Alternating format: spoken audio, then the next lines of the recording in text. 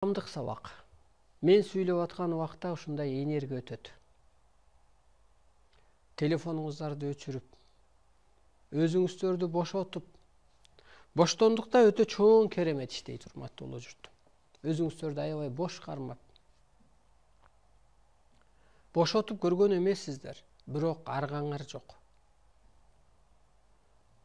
Боштондукта керемет иштейт.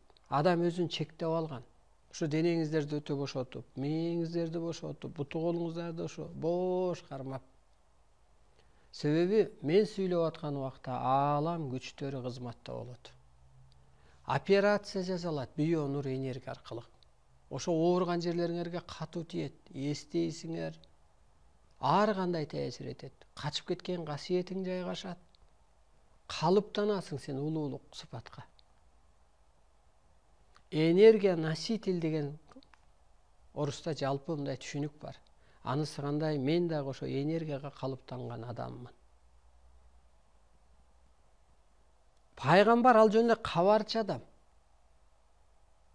Ал бурулуш жасачу адам эмес, ал касиет иштеткен адам эмес. Ал энергия носитель эмес, ал көктүн ролун аткарчу адам эмес.